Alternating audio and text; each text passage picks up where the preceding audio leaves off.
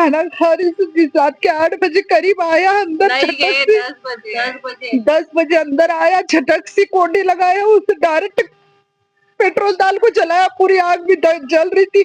इतना होते हुए भी देखते दरवाजा खोला नहीं, क्या नहीं बाहर भागे कमीना। उसे छोड़ो ना, को उसके भी पेट में माँ बना है, उसके भी पेट में औरत बेटी है, तो इन्हें ऐसी हरकत कर को गया बोलो। उसे छोड़ो ना, को उसे फांसी की सजा तो एक औरत का दर्द नहीं समझ सकती क्या? कि जनता को मालूम नहीं एक औरत दूसरी औरत का कितना दर्द बर्दाश्त कर सकती क्या? कोई आदमी दर्द बर्दाश्त कर सकता औरत जैसा? उसको ही वो दर्द मिलेगा क्या जो उन्हें ऐसी हरकत कर को गया उसके साथ? क्या कसूर था उसका? ना पैसा सो घुमाते उसकी वजह हमारा नरगिस और हुंडा बड़ी मैं जाऊन को अलग। तलाक देण्यावरून पतीनं पत्नीच्या अंगावर पेट्रोल टाकून तिला जाळून मारण्याचा प्रयत्न केल्याची घटना सोलापूर शहरात घडली आहे. नरगिस फैजान शेख वय 36 राहणार लोकमान्य नगर सोलापूर असं पेटवून दिलेल्या पत्नीचं नाव असून प्रकार घडल्यावर पती फैजानने घरातून पळ काढल्याचं पोलिसांनी सांगितलं. काल बुधवारी रात्री 9:30 वाजता हा प्रकार घडला. नरगिस व फैजान शेख या दोघांचा विवाह 7 सप्टेंबर 2024 मध्ये झाला होता.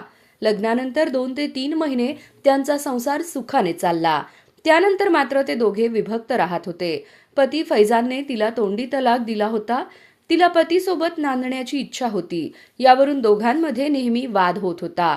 बुधवारी रात्री 9:30 वाजता तो सासरी आला. पत्नीशी घरामध्ये बोलत असताना पुन्हा वाद झाला. यातून संतापलेल्या फैजानने सोबत आणलेल्या पेट्रोलची बाटली बाहेर काढली आणि तिच्यावर पेट्रोल ओतून पेटवून दिले. पेटलेल्या अवस्थेत ती ओरडत बाहेर आली. दरम्यान फैजान शेख हा तिथून पळून गेला. तिला उपचारासाठी शासकीय रुग्णालयात दाखल करण्यात आला आहे.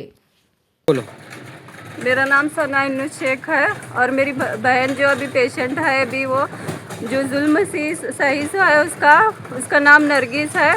तो उसका जो भी वो शोहर कहलाने के लायक का नहीं, उन्हें आके उसको 10 बजे उसको घर में मिट्टी सी बात करके प्लानिंग के साथ कहीं भी डाल के लाया था कि टी शर्ट में वगैरह ऐसा डाल के पूरी प्लानिंग के साथ आया था।